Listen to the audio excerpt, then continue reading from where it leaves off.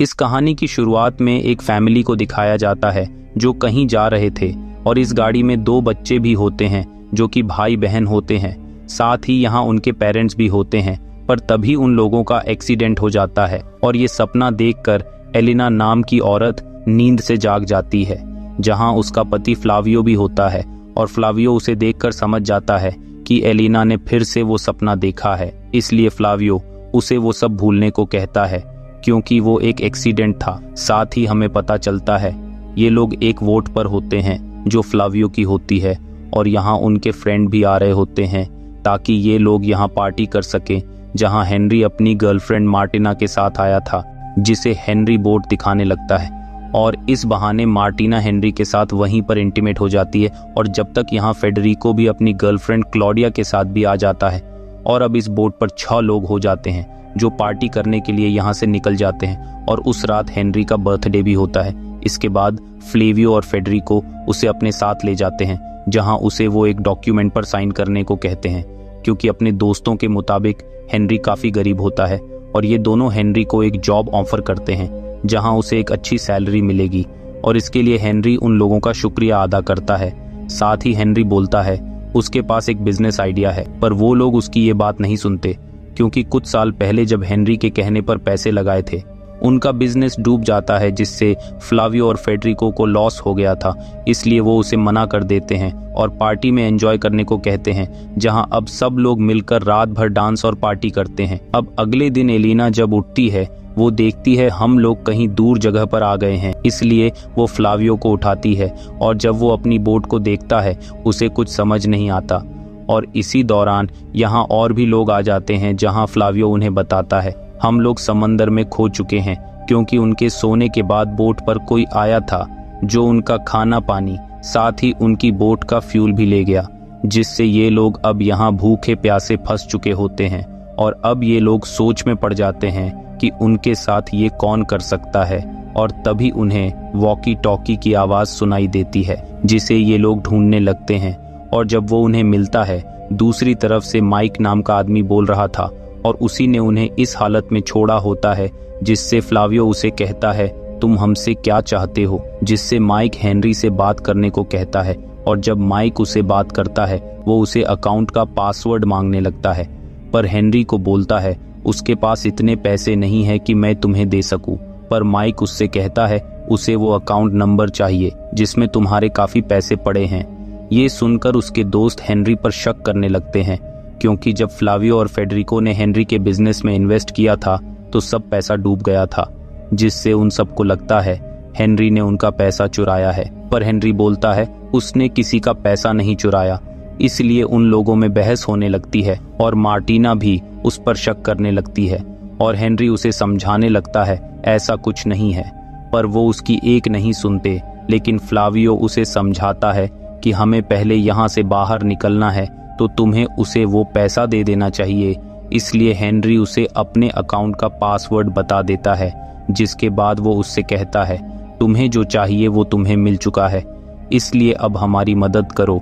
जिससे माइक उन्हें बाहर एक बोट देखने को कहता है जिसमें फ्यूल और खाने का सामान होता है, पर वो बोट यहाँ से काफ़ी दूर होती है, जहाँ केवल वही पहुँच सकता है जो काफ़ी अच्छा तैर सके। और यहाँ जितने भी लोग होते हैं वो जानते हैं फ्लावियो काफ़ी अच्छा स्विमर हैं। लेकिन फ्लेवियो की वाइफ एलेना उसे वहाँ जाने को मना कर देती है, क्योंकि उन सबको लगता है वो यहाँ हेनरी की वजह से फंसे हैं, इसलिए वो हेनरी को वहाँ जाने को कहते हैं। पर फ्लेवियो बोलता है हेनरी स्विमिंग नहीं कर सकता, इसीलिए वो नहीं जा सकता। लेकिन वो उसकी एक बात नहीं सुनते, जिससे हेनरी उनकी बात सुनकर तंग आ गया था। इसलिए वो उन्हें यकीन दिलाने के लिए वहाँ जाने को तैयार हो जाता है और पानी में कूदकर उस तरफ जाने लगता है जहाँ वो बोट होती है। पर कुछ दूर जाते ही वो बोट से दूर जाने लगता है, जिससे फ्लावियो उसे बचाने के लिए पानी में कूद जाता है, क्योंकि हेनरी इतना थक गया होता है कि वो पानी में डूबने लगता है। और तभी यहाँ फ्लावियो आ जाता है जो उसे यहाँ से वापस जाने को कहता है, जिसके बाद फ्लावियो उस बोट की तरफ जाने लगता है ताकि उन्हें खाना और फ्यूल मिल सके। और तब तक हेनरी उनके पास आ गया था। दूसरी तरफ फ्लेवियो उस बोट पर आ जाता है जहां उसे पीने का पानी और खाना मिलता है, पर तभी उसके पास एक बोट आकर रुकती है जिसके अंदर माइक होता है और उसी ने उनकी बोट को खराब किया है ताकि वो अपना बदला ले सके, जिससे फ्लावियो माइक को समझाने की कोशिश करता है कि वो एक एक्सीडेंट था और वो उन्हें यहाँ से जाने दे। इसके लिए मैं तुम्हें काफी पैसा दूंगा। पर माइक उनकी एक बात नहीं सुनता और अपने दोस्तों को कॉल करके एलिना को एक सीडी ढूंढने को कहता है, जिसे वो सबके साथ मिलकर देखने को कहता है। ये कहकर माइक फ्लावियो के हाथों को बांधकर उसे पानी में फेंक देता है। दूसरी तरफ वो लोग उस सीडी को ढूंढने लगते हैं जो उन्हें मिल भी जाती है, और जब वो उसे प्ले करते हैं उसमें क्लॉडिया फ्लावियो के साथ उसकी बोट पर थी जहां ये दोनों इंटीमेट हो रहे थे। और ये देखकर फेडरिको अपनी गर्लफ्रेंड पर चिल्लाने लगता है क्योंकि उसने चीट किया होता है। पर ये देखकर फ्लावियो की वाइफ अपना आपा खो देती है, जिससे वो अपने आप को मारने की कोशिश करती है और वो लोग उसे रोकते हैं। पर तभी एलिना क्लॉडिया पर वार कर देती है, जिससे उसकी वहीं पर मौत हो जाती है। और ये देखकर फेडेरिको काफी दुखी हो जाता है। इसलिए ये लोग एलिना को बांध देते हैं ताकि वो किसी को चोट ना पहुंचा सके। दूसरी तरफ फ्लावियो तैरते हुए बोट तक आ जाता है जहां उसे फेडेरिको मिलता है, जिससे वो मदद करने को कहता है। पर फेडेरिको उसकी कोई मदद नहीं करता, इसलिए फ्लावियो उसके सामने ही पानी में डूब जाता है। अब कुछ देर बाद माइक उन लोगों के पास फिर से कॉल करता है, जो उनसे कहता है, तुम्हें कानून ने बेशक छोड़ दिया हो लेकिन तुम मुझसे नहीं बच सकते। पर इस दौरान उनकी नजर एक बोट पर पड़ती है जो उनकी तरफ आ रही थी, जिससे वो लोग उसकी तरफ इशारा करने लगते हैं और उस बोट को माइक भी देख लेता है क्योंकि अब वो लोग बच जाएंगे। लेकिन इस दौरान एलिना उनके सामने पानी में कूदकर मर जाती है। पर इससे पहले वो लोग कुछ समझ पाते, मार्टिना उनकी तरफ गन पॉइंट करती है क्योंकि मार्टिना और माइक भाई बहन होते हैं और उन्होंने ये सब इसलिए किया होता है ताकि ये दोनों अपनी माता पिता की मौत का बदला ले सके, क्योंकि इन लोगों की वजह से उनका एक्सीडेंट हुआ था।